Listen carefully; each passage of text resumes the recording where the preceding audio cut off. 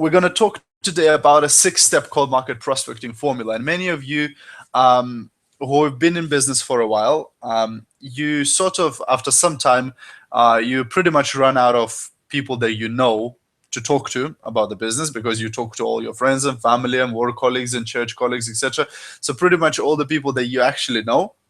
So then we turn to people who we don't know. And sometimes that's a challenge for some people, because they don't really know what to say, how to say it, and how to just be professional about it. Because sometimes we are so excited about our business and about our products, but because we don't say the right things, we sometimes scare people off. So what we're going to do today is going to talk about a 6-step formula which will help you to sort of approach people in a more professional manner. So this formula is CCQ-TTC, and we're obviously going to talk what does that mean. So the first C is compliment. So whenever you want to start a conversation with a complete stranger, the best way to do it is by complimenting them. Right, so find something that you like about the person. You know, maybe you like their tie, maybe you like their shoes, maybe you like the dress, maybe you like their hairdo, or whatever. Right, you want to compliment them, because people like to be complimented. When you compliment somebody, straight away you're building this instant rapport, right? And this person doesn't even know what is happening. They're thinking, I like this guy. You know, I don't know why, but I like him. You know, but the reason why they're liking, because you are complimenting them, and everybody likes to be complimented. I haven't seen a person who doesn't like to be complimented. So whenever you meet somebody new that you would like to talk to them, whether it's a shopkeeper, whether it's a person on a bus stop, whether it's somebody on an airplane, find something to compliment about them. Go, hey, I like your thing, or whatever, you know, and I promise you they will be happy about that. The number 2 is converse. So now you need to make like a small talk, right? Find something to talk to them about, right? So this can be, you know, family, where are you from, occupation, recreation, motivation, whatever, right? So you want to find something that you can chat with them, you know. So if you're on an airplane, you know, are you traveling on business or pleasure or whatever? You want to start making this small talk, you know. If you talk about weather, talk about something, right? Find something to chat, right? Also, when you're conversing with people, it's important to use matching and mirroring. Now, those of you who are not aware of this, this is basically where you copy the person. What does that mean? So, for example, if a person is a really fast talker, you want to talk faster with them. If a person is a very slow talker, you want to slow down and match them, right? If they are really, you know, moving their hands when they're talking, you want to do the same thing, right? So you want to copy their behavior. Obviously, don't be too obvious about it, but start matching them, right? Because when you match the person, again, you're building this unconscious or subconscious rapport with them. So, you know, that person will start liking you, and they don't even know why they like you, right? But this is basically, people like people who are like them, right? And listen what drives this person, you know, why they might be interested or open to your product or your opportunity, right? So it's always important not just to chat for the sake of chatting, you know, but it's important to actually listen to them, right? Now that's why I always say that very few people listen. Most people just wait for you to shut up talking so they can start talking. But try and actually listen to what the person is saying. Try and dig for these pearls or these nuggets that actually will show that they can be interested in what you have to offer, right? Okay, the Q stands for qualify. So qualifying is basically asking questions that the person will qualify themselves. Why are they suitable for your business, right? So it's important to ask things like, you know, what do you do for a living? You know, how long you've been doing that? You know, wow, you know, it must be a great way of you know, earning money, right? What do you like to do on your free time? You know, like weekends and holidays, etc. Because by asking these questions, what you're doing, you're digging for information. And very often, just by asking these questions, something will come up. They'll go, you know, I haven't actually got a job right now. You know, I'm in between jobs. I'm looking for something. Boom, they just gave you something that you can use to transition. And we'll talk about transition in a second. Right, you know, or you go, you know, what do you like to do on your free time? Oh, I love traveling, but you know, I don't get to travel as much as I would like to. boom, you can use that, right? So it's important to dig for this information, which actually they're gonna sell themselves to you, and also get them talking and bragging about themselves, right? So you want to dig for stuff that they will brag, right? Like, oh yes, I'm a chairman of this, or I'm a community leader here, or I'm whatever, right? Because that stuff will again qualify them for your opportunity. And identify factors that makes them qualified or special to hear about your opportunity, right? And always seek to be impressed, not the impressor. Too many people in network marketing or other home-based businesses, they try to be the impressor. They try to give all of this information, to impress the person, with their business or with their product. At this stage, you don't want to be impressing them. You want to be impressed by them, right? So you want to hear the stuff that they will say that you go, wow, you really sound like a person that I would like to work with, right? So you want to be impressed by them, not to impress them. Okay, and then step number 4 is transition. So now from having the small talk, you want to be transitioning onto your business. So that's why you've been digging for information. So now you can go, well, based on what you've just said, John, it sounds like you would be open to other ways of earning money. Is that true? Is that correct? Or a person goes, oh, I'm in transition between jobs, etc. I'm looking for something better. So based on what you just said, actually, I think you might be interested in what I have to show, etc. So basically, you're transitioning now from the small talk to you telling them a little bit about your business, or actually getting them to look at something, right?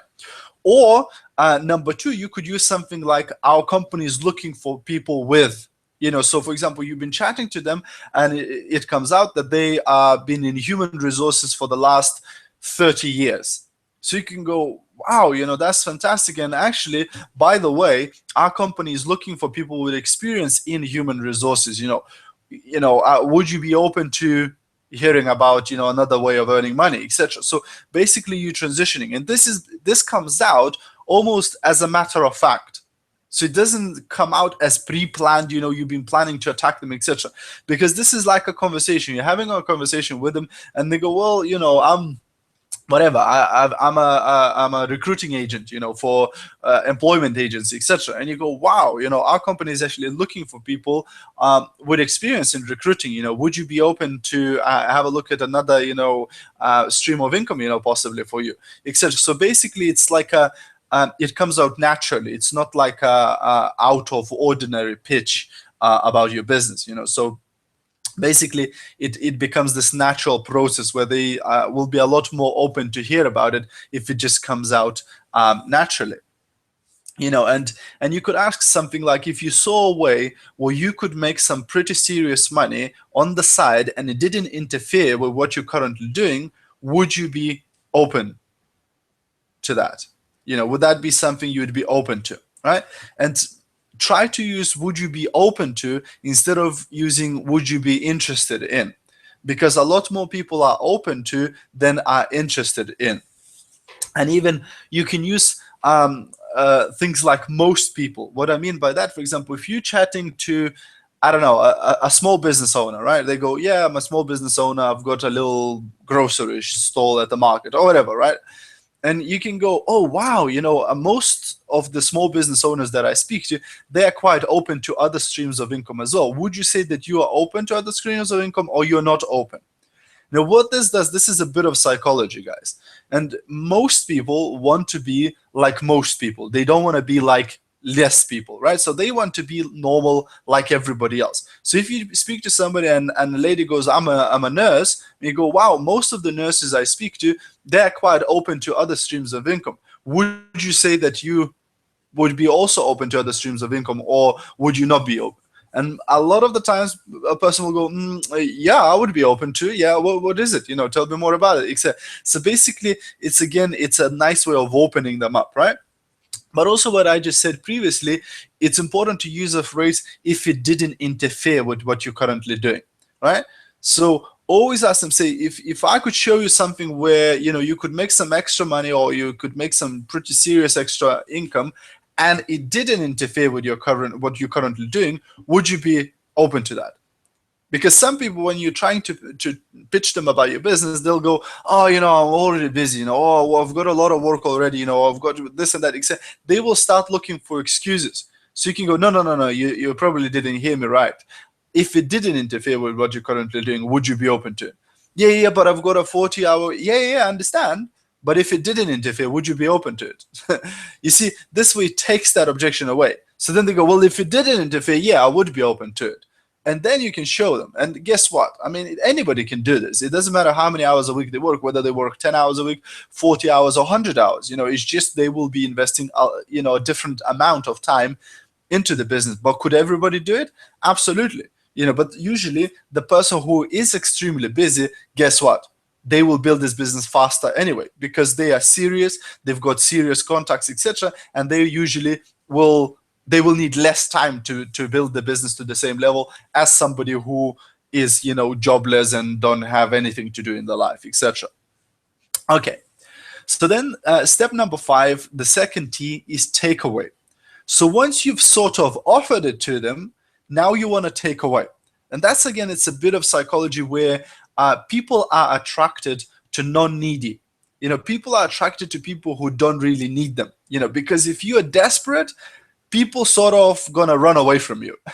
So you want to be a non-needy person. So the takeaway can sound something like this. Well, I can't promise you anything, but we'll see if we can give you. We'll see if we can offer anything to you, or we'll see if we can get a match for you. That's something that would suit you, etc. Right? So this is what you're almost saying to them. Well, but I'm not yet giving it to you. I haven't promised it to you, etc. So, I can't promise you anything, but I'll send you some information. Have a look through it, and then we can take it from there, etc. So it's a nice way of building your posture, where you're not begging, you're not desperate for these people, but you're trying genuinely to help them, but you can't promise anything to them, right? Because you still have to decide whether you want to work with them or not. And that's, again, it's coming from the posture of you being a business owner, right? So if you own your own business, you're not just going to be recruiting everybody.